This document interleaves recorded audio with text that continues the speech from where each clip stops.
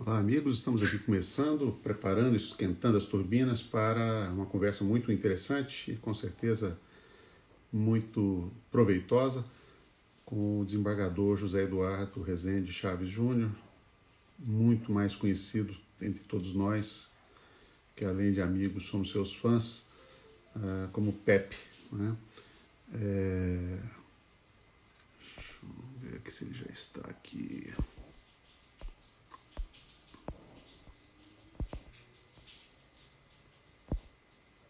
E nós vamos conversar na noite de hoje sobre as possibilidades de dispensa ou de restrição de dispensa de empregados no período da pandemia.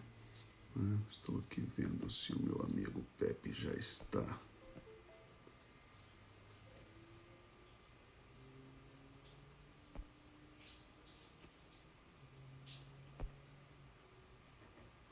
Deixa eu ver. Só um minutinho, gente. Opa, parece que ele está aqui. Não.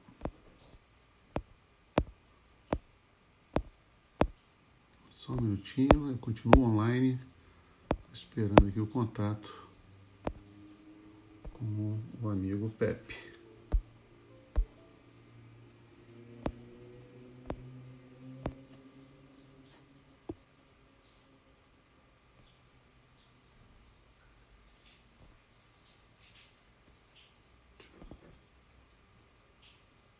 Espero que todos estejam bem. E vamos então abrir esse espaço aqui. Uma conversa entre dois mineiros, na verdade. Muita gente acha que eu sou goiano, mas eu costumo brincar que eu fui arrancado de Minas com 8 meses de idade, mas não deixo de enaltecer o orgulho, sem desmerecer a cidade onde vivi tanto tempo, foi Goiânia, mas orgulho também de pertencer às Minas Gerais.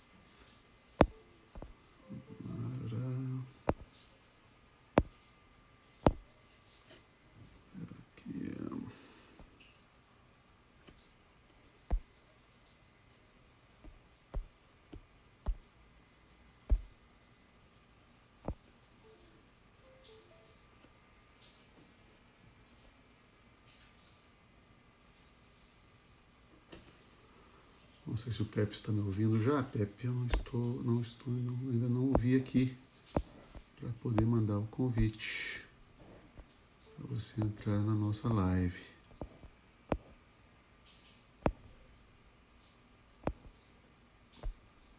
Pepe Chaves, agora sim. Agora sim, achei o Pepe.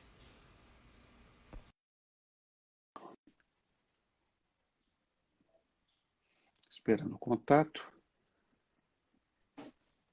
Prontinho. Grande Pepe. Grande, Antônio Berto. Um Tá me ouvindo abraço. bem? O som tá bom? Tá Então ótimo, tá bom. tranquilo. Tá me Pois ouvindo é. bem? Tô te ouvindo bem. Tô te ouvindo bem.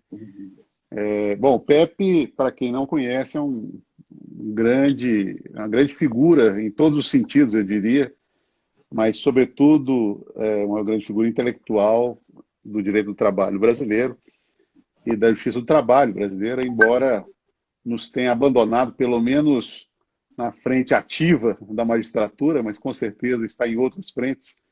Aliás, sou capaz de adivinhar que essa sua saída deve certamente ter a ver com isso, de perceber que precisava de mais espaço, né?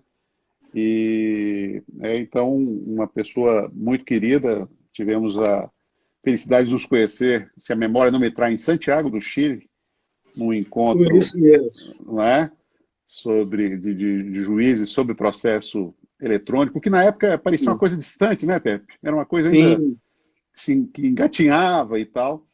E de lá para cá, a minha admiração por essa pessoa e por esse amigo só cresceu. E o que mais assim, me deixa encabulado no Pepe é a capacidade de instigação, de auto-instigação e de instigação nos outros, né? É uma pessoa, eu diria, embora não tenha um conhecimento mais próximo da intimidade pessoal do Pepe, mas ele me passa a ideia de uma pessoa extremamente inquieta, e inquieta, inclusive com os problemas e com as agruras que o sistema de proteção do trabalho é, passa, né? E ninguém melhor para conversar sobre esse momento, que é um momento que exige muita reflexão e tentar sair um pouco também da caixa da obviedade, né, do que conversar com o meu amigo Pepe, vou chamá-lo assim, porque eu acho que ele próprio talvez até prefira, né? E a ideia nossa, conjugada com o meu irmão Fabiano, que divide comigo esse espaço aqui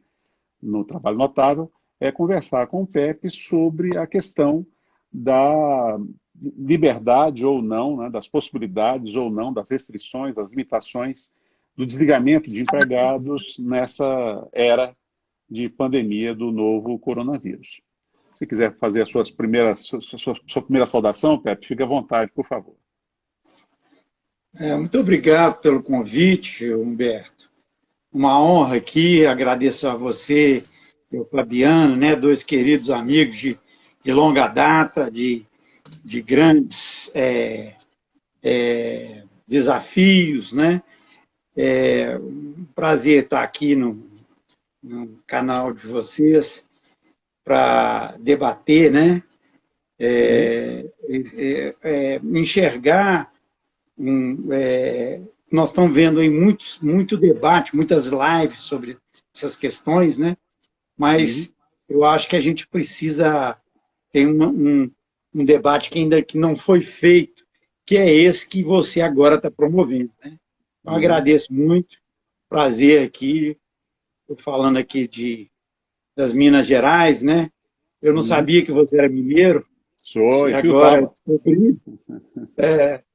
De onde? Ituiutaba? Ituiutaba. Uma cidadezinha, até grande. Na divisa com Goiás, ela é separada pelo Paranaíba. Sim, pertinho de Goiás. Conheço. Exatamente.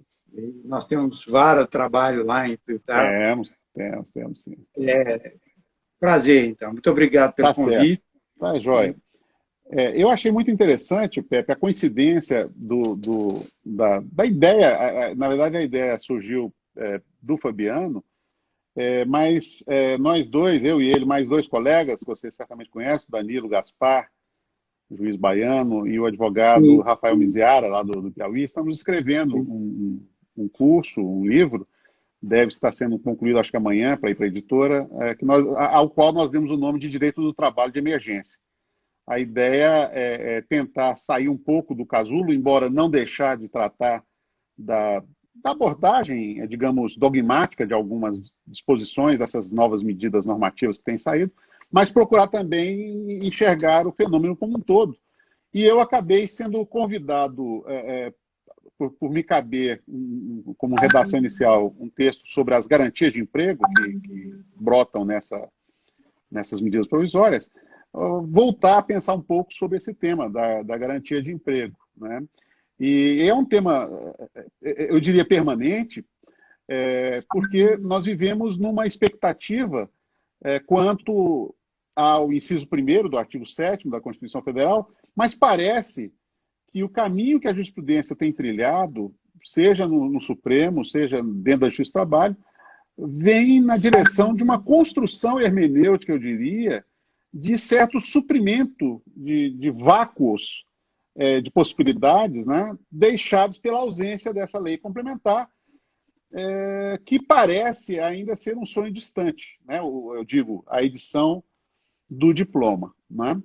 E aí vem, por exemplo, a memória, a súmula 443, onde o TST deu um grande salto, né, na direção eu diria, da concretização da ideia de inibição das despedidas de caráter discriminatório, pelo menos criando um mecanismo processual de facilitação da posição do trabalhador prejudicado por essa dispensa, né?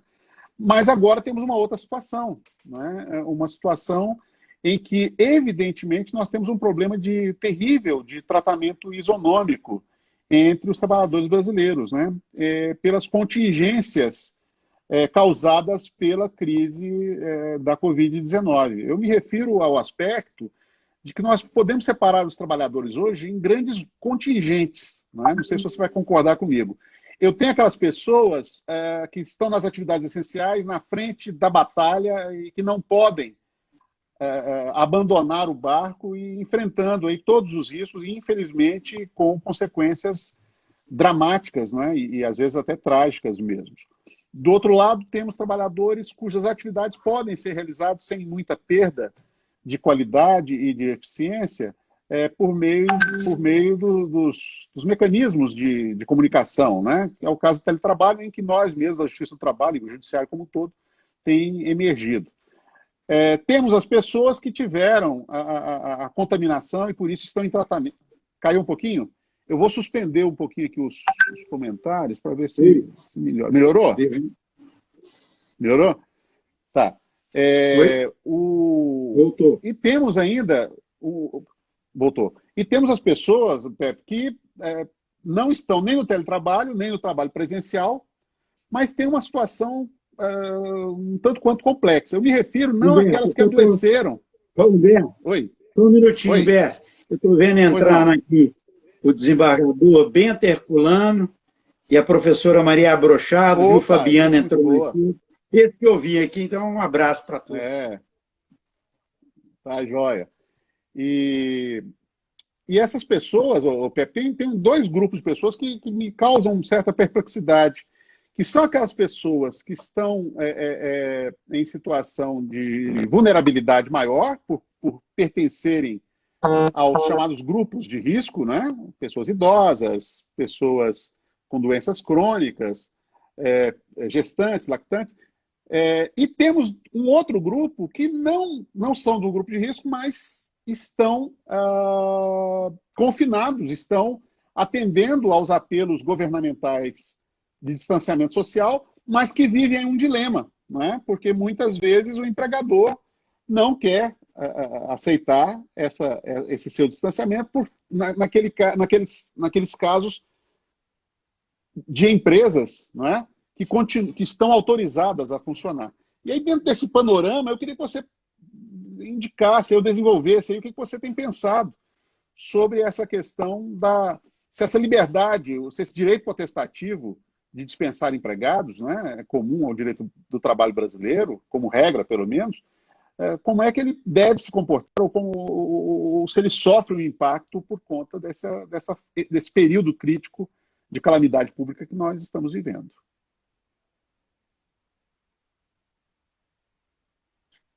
Humberto, eu gostaria, estou vendo aqui vários magistrados, embargadores, vários colegas nossos que é um tema que está despertando interesse, né? Estou vendo aqui a juíza Érica, o juiz Tarcísio, vários. Eu não consegui enxergar todos, né? Porque eu prestando atenção no que você está falando, às vezes eu vejo a pessoa entrando, mas nem sempre, né?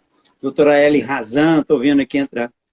Bom, a questão é muito interessante, o debate, a gente precisa fazer isso. É um pouco explosivo até essa questão, né? No momento da pandemia, a gente está discutindo isso. Mas a gente tem que pensar que a dispensa do trabalhador, ela tem consequências muito ruins para toda a economia. Então, toda dispensa ela tem um aspecto antissocial muito grande, né? Porque a pessoa não vai deixar de consumir, a subsistência da pessoa, da sua família. Então, eu penso que a dispensa, a ruptura contratual, a denúncia contratual, eu não trato muito com direito. Eu prefiro tratar a dispensa na esfera da sanção, né? Não acho que é um direito de dispensar. Quando se dá a dispensa, há uma sanção prevista na norma constitucional para esse ato, né? Para mostrando que não é bem um direito, é inclusive, de certa forma, uma sanção que se dá àquele que dispensa, porque há um princípio de necessidade da continuidade da relação de emprego. Então, a partir dessa noção primeira, né, nesse momento de pandemia, me parece que os inconvenientes sociais, econômicos da dispensa se acirram ainda mais, né? Porque as pessoas, como que elas vão subsistir? Né? Não tem como buscar outro emprego. Né? Se for dispensado, como é que você vai conseguir outro emprego nesse momento? Então, nós temos que fazer uma reflexão mais séria sobre isso. Né? E nós estamos vendo que a doutrina ainda não enfrentou isso para valer, neste momento da pandemia, sobretudo. Né? Como fez, por exemplo, a Argentina, no decreto de emergência, número 320, agora, de 2020, que proibiu a dispensa por 60 dias, na Argentina. A Espanha, na mesma forma, o Real Decreto-Lei, número 9, no mesmo sentido, proibiu a dispensa.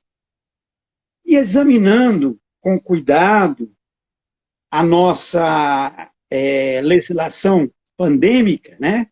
A nossa legislação, o livro que vocês estão tratando, Direito do Trabalho de Emergência, examinando o complexo normativo, a gente pode perceber, Humberto, que não sei se foi intenção do legislador, no caso o executivo, né?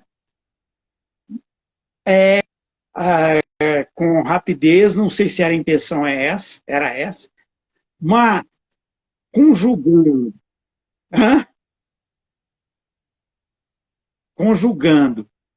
o artigo, o parágrafo 3º, o legislador interino e precipitado, talvez ele não quisesse, mas para mim, é de uma literalidade profunda. Se a gente for examinar o parágrafo 3º do artigo 3º, conjugado da lei, nesse caso eu estou fazendo a interpretação a partir da lei 13.979, a lei da pandemia, né? Eu me troquei as bolas agora. É o parágrafo 3º do artigo 3º da lei 13.979. Ele fala o seguinte, como você sabe, né? O empregado será considerada falta justificada ao serviço público ou atividade laboral privada o período de ausência decorrente das medidas previstas neste artigo. Medidas previstas nesse artigo. Então, será para tudo que foi previsto nesse artigo 3º, tudo vai ser considerado falta justificada. E se você for verificar no artigo 3º, o que tem lá? Quais são as medidas do artigo 3º? Dentre outras, isolamento e quarentena. Certo? Só que aí que parece que é o pulo do gato que não foi percebido no momento que essa lei veio a lume. Mas está na lei. A gente tende a entender que quarentena se refere, pela lei, a apenas pessoas. Então, aos trabalhadores, ou seja, aqueles trabalhadores que estão, vamos dizer, em grupo de risco. Só eles estão abrangidos, estão incluídos na quarentena e só eles estão incluídos aí no parágrafo 3º do artigo 3º, ou seja, só eles que podem ser considerados falta justificada. Né? Mas, uma leitura mais atenta desse parágrafo terceiro diz assim, as medidas previstas. Medidas é quarentena. E o que é quarentena? O que legalmente é quarentena para a lei da pandemia? O que a lei da pandemia diz que é quarentena? A definição está no artigo 2º, né, no artigo 2º da lei da pandemia. E diz o seguinte, o artigo 2º, inciso 2º, quarentena, 2 pontos, começa restrição de atividades ou separação de pessoas suspeitas de contaminação, etc, etc. Ou seja, o primeiro item que é considerado quarentena é restrição de atividade. Então, toda empresa que estiver sob restrição de atividade, os seus trabalhadores estão com as faltas abonadas também. Porque não é só o artigo 2º, inciso 2º da lei, diz que quarentena é restrição à atividade. Então, a gente pensa que quarentena é só para pessoas, separação de pessoas, não.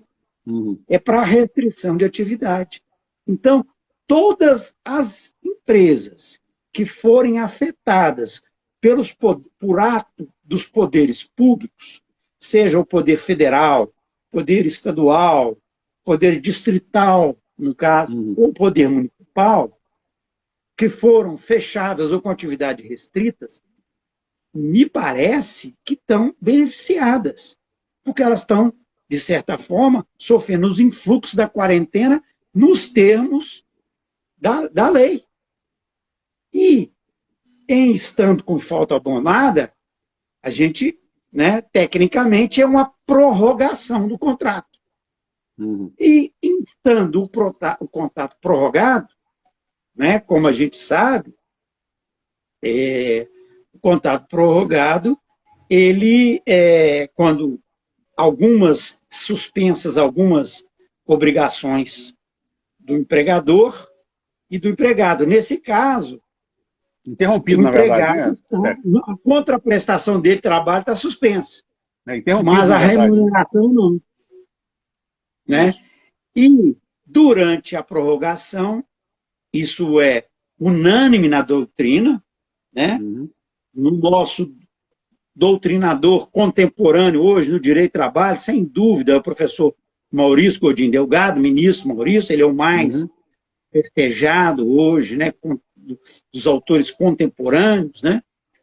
O seu manual Bíblia também é a mesma coisa, diz, olha, prorrogação do contrato, está suspenso o direito, ele chama direito, ou a possibilidade de denúncia, eu digo possibilidade de denúncia do contrato de trabalho sem motivo.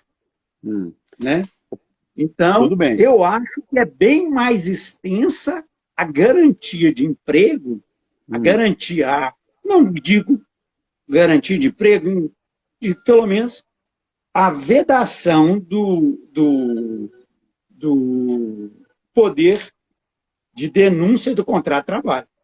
Né? Pepe, mas você não acha que essa restrição de atividade está se referindo às pessoas? Porque o inciso 2º, ele não fala, ele não menciona empresa.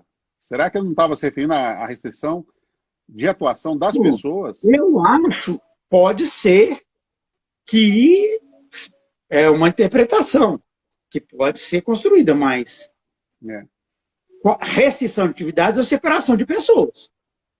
Isso. Na literalidade ali, são duas situações diferentes, né? Restringir atividade significa privar a pessoa de fazer coisas que ela faria normalmente. A separação é o isolamento físico, né? Não sei.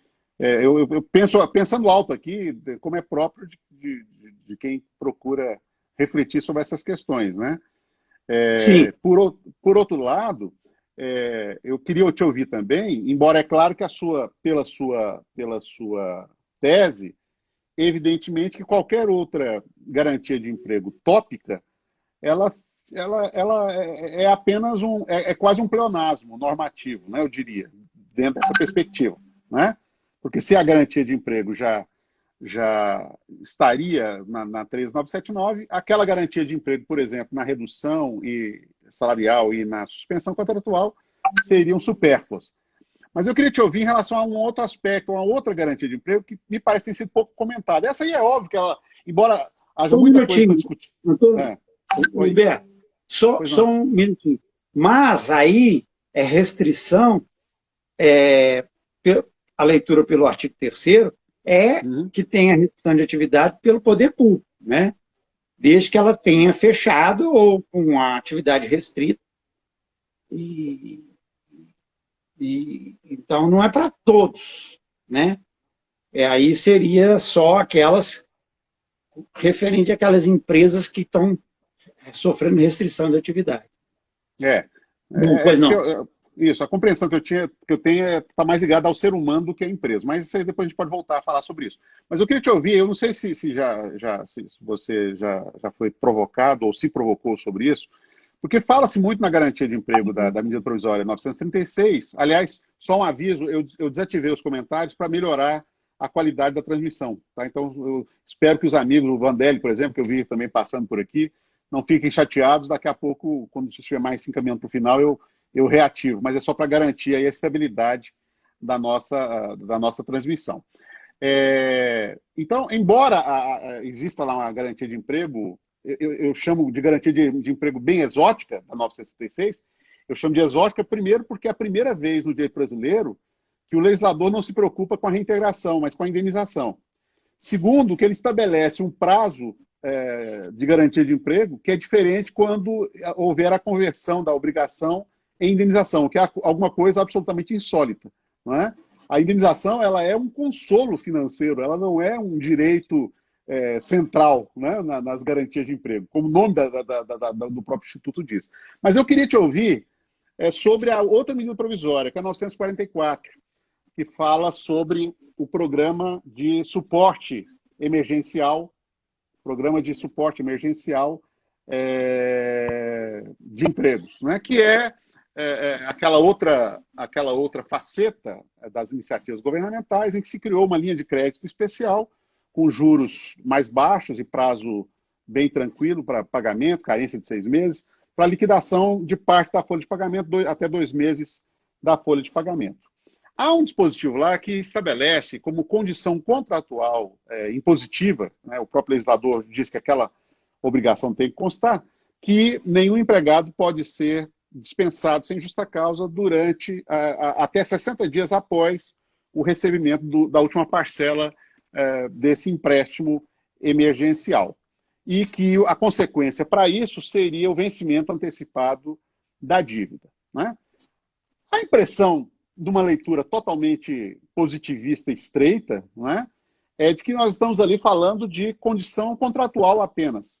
Mas será que quando eu insiro isso numa interpretação sistêmica, eu também não posso ali, claro que é uma visão mais restrita do que a sua, porque a sua atinge todas as empresas que estejam em inatividade forçada nesse período. Mas agora quero me referir a outra situação. As empresas que tenham ativas ou inativas que tenham recorrido a essa linha de crédito, ou vão recorrer a essa linha de crédito, se não haveria ali também uma garantia de emprego nessa restrição, digamos, colocada em contrato para ele não dispensar empregados.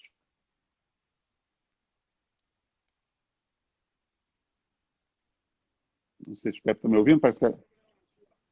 Melhorou agora? Parece que... Voltou. Era isso. Então, não sei se você me ouviu até o final. O que eu perguntava era isso. Não cheguei a ouvir o final, não. Tá. O que eu queria te ouvir é isso. É se essa disposição de cláusula contratual obrigatória nos contratos de financiamento dessa linha de crédito especial, se nisso aí também eu não posso ter uma leitura de que essa restrição não é apenas uma proteção para os agentes financeiros, para as instituições financeiras que estão emprestando dinheiro, e para o próprio governo, já que 85% desses recursos são da União. Mas se não estaria ali também inserida uma garantia temporária de emprego para todos os empregados integrantes dessa empresa que seja mutuária, né, dessa linha de crédito especial. O que você acha? Bom, se você me perguntar qual que é a intenção do legislador interino, como você gosta de dizer, eu acho que não, né? Que é realmente uma questão contratual entre o banco e o empregador, né? Mas eu acho que é muito possível fazer essa interpretação, né? Porque, na verdade, é um empréstimo, não é uma coisa estritamente privada, né? É o Tesouro Nacional que vai financiar isso. Então, existe um interesse público nesse financiamento. Então, não é uma relação meramente privada entre o empregador e um banco. Não. É entre o empregador e o poder público, entre as finanças públicas. Então, isso abre ensejo de você também admitir que essa proteção ela tem que ser feita a leitura no prisma constitucional e no prisma da própria momento da pandemia, né? De inibir, né, as dispensas nesse momento, que são, né, porque, inclusive, é até uma fraude, né, que se pode cometer, né? Eu fiz essa provocação, Pepe, porque eu não tenho ouvido muito as pessoas comentarem sobre isso, mas eu concordo contigo. Se uma empresa toma dinheiro emprestado de um banco, agora, ou antes ou depois, numa linha de crédito comum, claro que isso é um negócio entre eles. Se o banco resolve colocar isso como uma cláusula social, isso tem lá o efeito, que vai ser o efeito obrigacional, apenas para tentar pressionar a empresa a não recorrer àquilo. Mas, nesse caso, há dois aspectos que me parecem são muito importantes. Primeiro, o uso preponderante de recurso público para essa linha de crédito especial. Como eu te disse, são 34 bilhões de reais que a União transferiu para o BNDES, para transferir para as instituições financeiras, não é?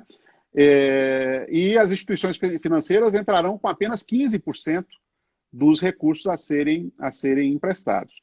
Segundo, que o propósito dessa linha não é dar dinheiro para empresário, não é fomentar atividade, não é estimular determinados setores. O programa tem um pomposo, mas me parece que eu tenho que imaginar que seja sincero, nome de Programa de Suporte aos Empregos, e que está numa conjuntura, né, de outras iniciativas com a mesma finalidade, de tentar salvar ao máximo os empregos. E é por isso que eu como você também, embora possa se querer enxergar numa leitura bem restrita, quase gramatical, que aquilo seria apenas uma obrigação de natureza contratual, cuja consequência seria unicamente beneficiar a instituição financeira, me parece que aí todos nós, contribuintes brasileiros, que ajudamos de alguma forma a patrocinar essa ajuda às empresas, estaremos frustrados, não é? Em estarmos dando o dinheiro para o empregador continuar com a sua atividade, com os seus empregos ativos, e ele simplesmente, depois de conseguir quitar aquela folha, não é? Simplesmente desalojar os empregados e se virar depois com o banco, que é uma situação que ele pode resolver de outras formas, com garantias, e também, sem falar da própria execução, que nós sabemos que no Brasil não é coisa para amadores, né? Infelizmente, é uma verdadeira via crucis, não é? Então, me parece que, de fato, há de se enxergar aí, até dentro da ideia, voltamos de novo à Constituição, e acho que é sempre bom falar sobre Constituição, e nunca é demais falar, e nesse momento é essencial, é imprescindível, é urgente falar. Nós não podemos esquecer da função social, né? Da propriedade. Então, da empresa e da propriedade. Exatamente, se a empresa está auferindo uma oportunidade, está aproveitando uma oportunidade dada, com juros baixíssimos, né, para salvaguardar empregos, parece totalmente na contramão da própria ideia da medida provisória 944, né, tolerar que essa empresa possa, sem qualquer consequência trabalhista, né, desligar empregados, ficando apenas com esse tormento aí do vencimento antecipado das dívidas. Não é? Exato. E nós temos que pensar que, volto àquela questão do início, a proteção do emprego, o direito que está previsto no artigo 7º, é a proteção da relação de emprego, né? A proteção do emprego. Isso que é o direito constitucional, né? A gente, às vezes, fala em direito potestativo, de dispensa, mas eu estou achando cada vez mais que é um direito, que a nossa terminologia não é muito adequada, né? Porque isso mais se insere mais na esfera da sanção do que do direito, né? É um debate aí mais complexo, né? Que não vamos fazer aqui agora, mas é só para a gente ter perspectiva. Agora, esse debate aqui, essa questão que você está propondo, essa reflexão sobre os vários aspectos da proteção da dispensa, proteção contra a dispensa, vão ter maior projeção ainda, porque me parece que essa situação vai demorar um pouco mais do que a previsão que está aí nas medidas provisórias e nas pessoas. É muito difícil a gente pensar que daqui 60 dias tudo está normal, né? Nós voltamos ao normal. Né? Eu acho que a situação vai se prolongar por um período maior, infelizmente. Né? A gente, todo mundo, nós vamos torcer para que não seja assim, mas tudo leva a crer, né? Existem algumas projeções aí de algumas empresas que eu estive vendo, multinacionais, empresas em outros países, fazendo uma projeção para 2021, 2022. Não direto, né? Sim. Com períodos de intermitência, de vai e volta, isolamentos verticais, né? Começa... então, nós vamos nós vamos ter que pensar, né? O Estado vai ter que... Porque grandes empresas têm condições de até bancar esses empregos por mais tempo, né? Tem caixa para isso. Mas pequenas empresas, né? Vai ficar difícil para elas. Então, nós temos que imaginar essas medidas aí de proteção, mas o governo, né? Nós estamos vendo que o Estado é a grande questão que a pandemia trouxe, para que serve o Estado, né? Nós estamos começando a perceber que o Estado não era uma coisa fora de moda, não, né? Não tinha serventia. Enquanto você falava, eu pensava exatamente nisso, Pepe, como o mundo dá voltas, e às vezes voltas curtas, né? Porque nós vivenciamos uma era de execração do Estado, de crítica severa à necessidade de preservação dos serviços públicos e da própria dimensão de um Estado forte, né? E não fosse a existência de um Estado forte ainda, apesar de todo o esforço no sentido inverso, de desestruturação, inclusive as reservas cambiais ainda poderosas, né? Certamente nós estaríamos num buraco bem mais complexo, né? E o que a gente assiste é exatamente um retorno e com uma adesão maciça, eu diria, inclusive de economistas bem ortodoxos mesmo, no sentido de que não há outra escapatória, porque ou é isso, ou você vai ter uma crise sanitária cumulada com uma crise social e crise econômica que acaba resvalando para uma crise política, que transformaria essa pandemia realmente naquilo que as pessoas têm brincado, num pandemônio, né? Uma situação absolutamente insuportável sob todos os aspectos, não é? E talvez a dosagem inicial cause algum alívio, né? Mas talvez realmente não seja suficiente. É engraçado que em algumas medidas provisórias há a possibilidade prevista nelas próprias de extensão. Por exemplo, o auxílio emergencial lá dos trabalhadores informais. Aliás, é a primeira vez que no direito brasileiro se reconhece direito a empregado informal, né? E não é uma crítica, não, eu estou até louvando, né?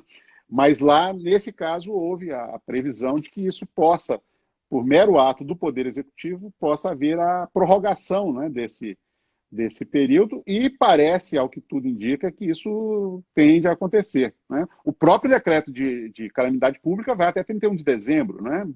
Demonstrando que o próprio Congresso não foi tão otimista em relação às primeiras projeções. Né? Essa questão, o Estado mínimo, né? A defesa do Estado mínimo, a gente percebe que o Estado mínimo existe. Aonde? Dentro das favelas, na periferia. Lá temos o Estado mínimo. E temos um Estado máximo aonde? Na proteção, sobretudo dos bancos. Metade do nosso orçamento vai para o serviço da dívida, né?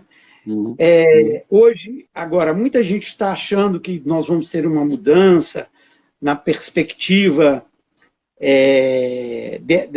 de aceitar o Estado, que o capital vai aceitar mais o Estado. Eu não sou tão otimista nesse sentido. Eu me lembro até hoje, Humberto, um artigo do Boaventura, de 2008, em que ele vaticinava o fim do neoliberalismo em 2008, com a crise de 2008. Eu me lembro bem desse artigo. Que ele falava, olha, o Obama privatizou os maiores bancos americanos. Isso aí é o fim do neoliberalismo. Né? Comprou, estatizou, porque colocou dinheiro do Tesouro norte-americano, estatizou. Então, o Boaventura falou, ó, é o fim do neoliberalismo. Logo depois, os bancos foram privatizados novamente, se ergueram com dinheiro público, eram os grandes demais para quebrar, né? Se ergueram e realmente, hoje eu penso assim, realmente o Boaventura tinha razão. O neoliberalismo acabou, mas não do jeito que ele pensava. É porque entrou o ultraliberalismo. Eu acho que a gente também, precipitado de que vai haver muita mudança logo depois da pandemia, do ponto de vista da acumulação do capital, das políticas de distribuição, não sou tão otimista, não. Eu acho que assim... Não, eu também... Vamos ter que... Vai ser mais profundo que 2008, né? Mas espero que não. Mas vamos ver o que podemos esperar. A crise tende a ser uma crise bem maior do que a de 2008, né? Tanto que os especialistas têm comparado com a de 29, né? É o parâmetro, digamos, é o paradigma que eles estão utilizando e que não à toa veio um pouco depois de outra pandemia, que foi a gripe espanhola. Também não tem otimismo de que tudo vai mudar quando tudo passar. Mas acho eu que se houver um mínimo senso de responsabilidade institucional dos agentes decisores, né, em especial no campo político, talvez seja o caso de repensar essa ideia de terra arrasada em relação ao Estado, né?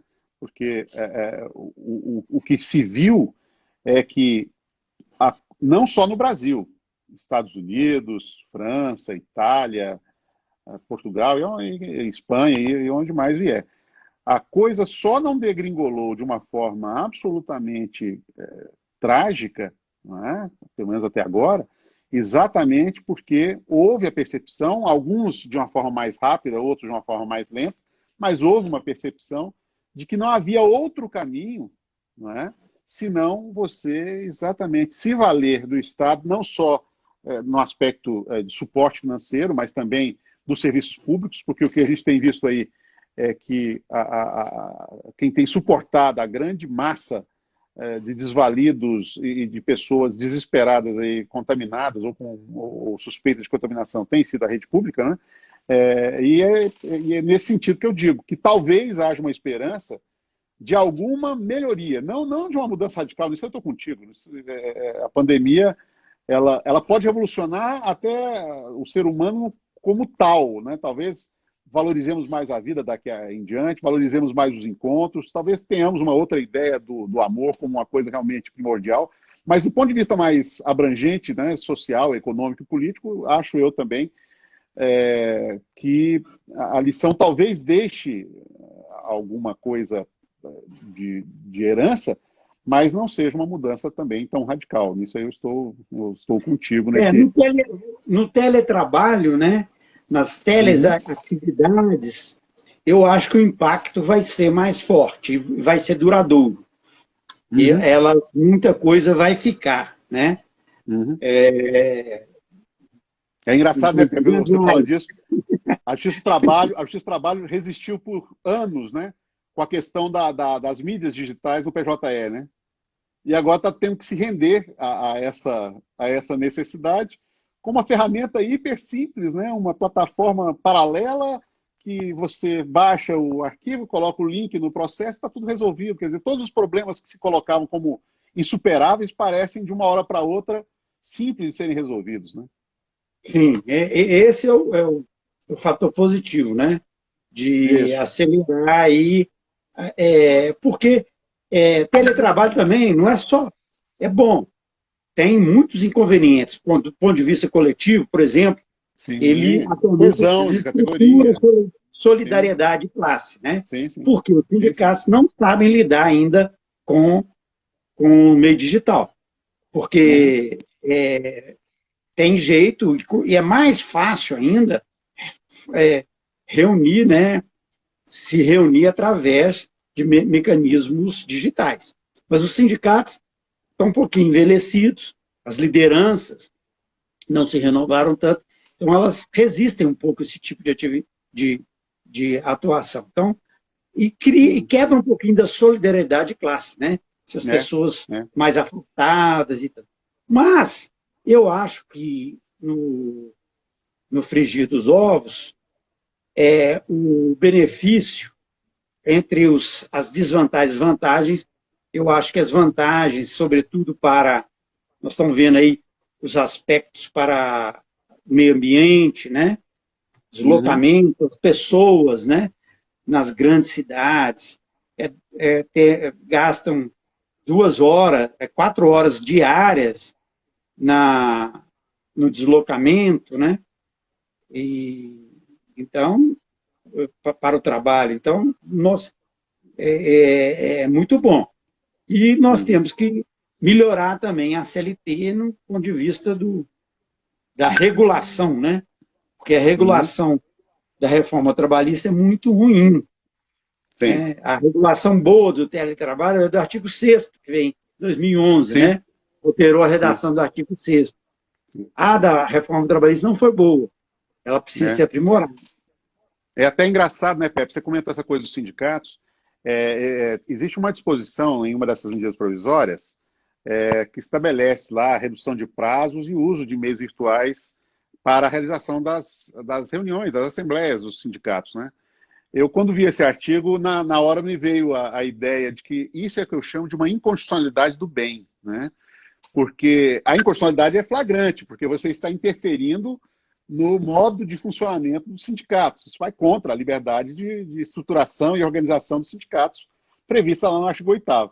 Mas, infelizmente, parece que isso foi necessário, porque é o que você disse, até agora não houve, ressalvadas sempre as exceções honrosas, nenhuma preocupação maior dos sindicatos em modernizarem o modo de sua atuação em todos os aspectos, não só na busca da representatividade, é claro que esse é um aspecto importante, mas também na questão instrumental, né, de uso, de incremento do uso das ferramentas tecnológicas, e esse momento me parece, decisivo.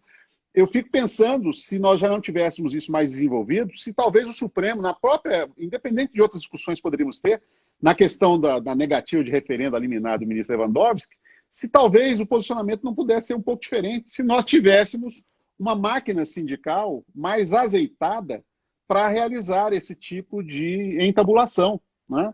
E o que aconteceu foi o contrário. A coisa acabou sendo monetizada simplesmente com uma preocupação, em muitos casos, de cobrança de taxas para a realização dos acordos, né?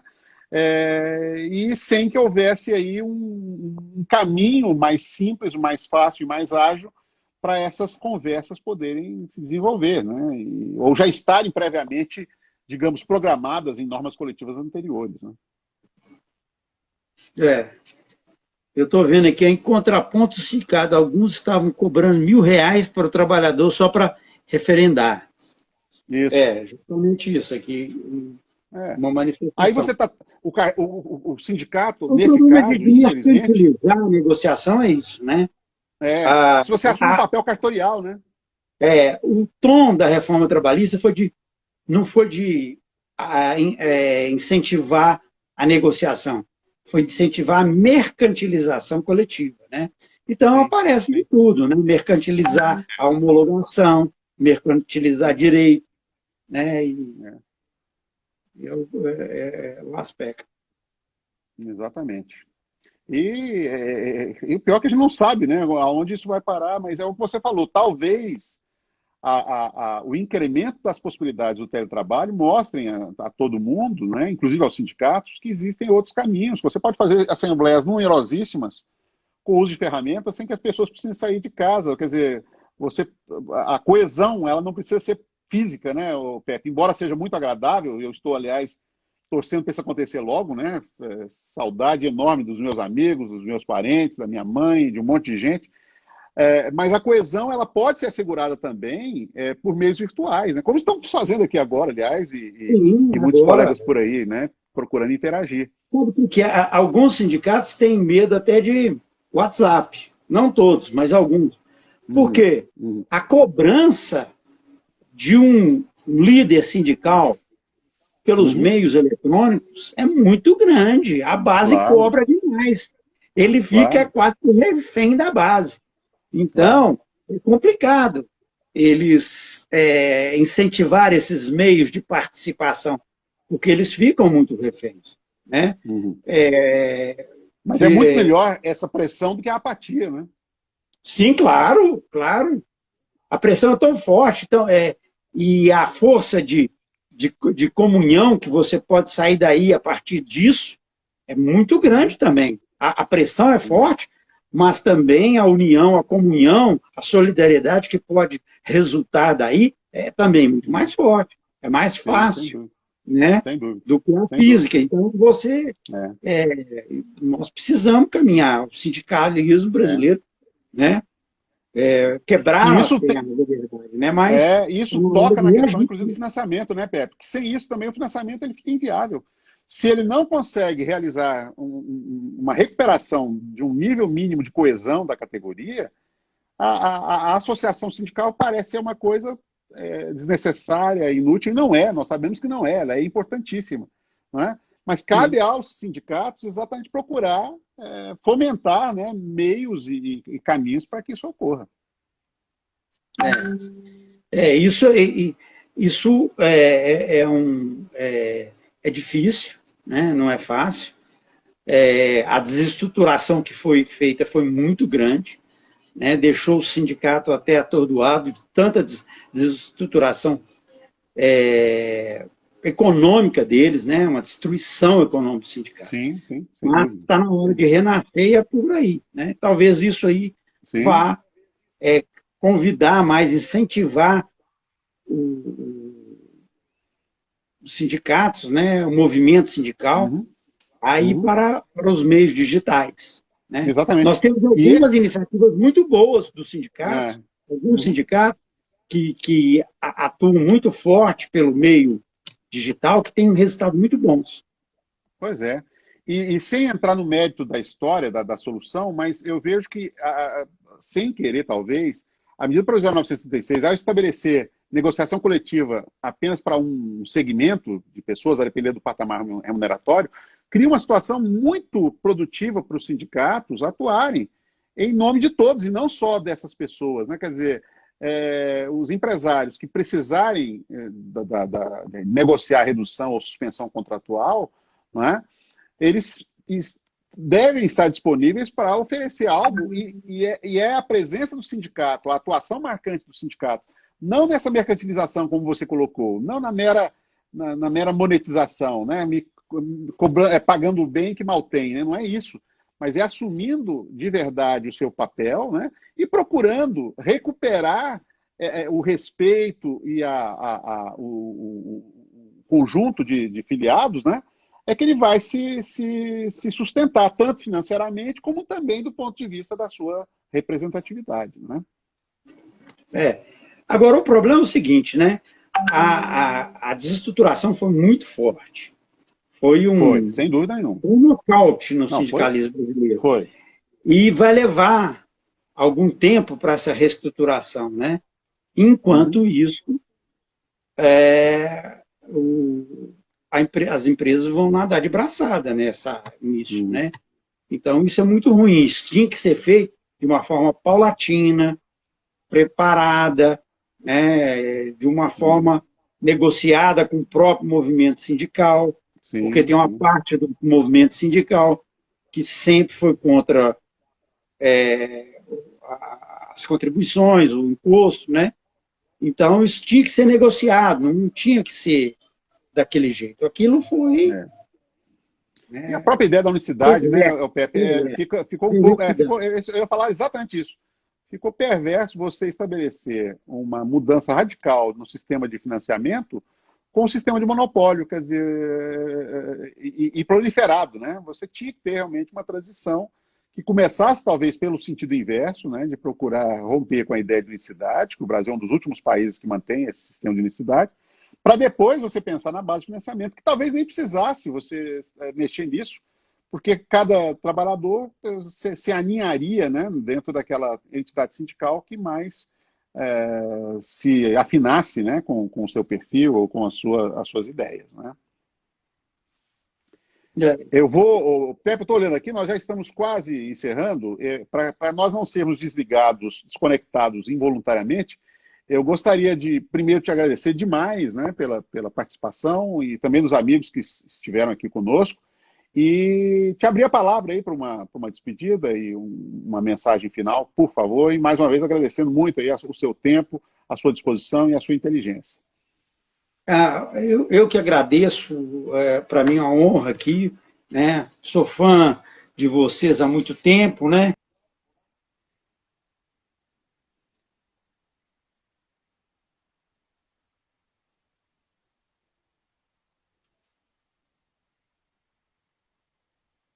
Nós tivemos um probleminha, não sei se o Pepe está me ouvindo. No finalzinho a live deu um problema. Foi, Pepe, cortou aqui, mas agora voltou ao normal. O Quarteto Trabalhista, né?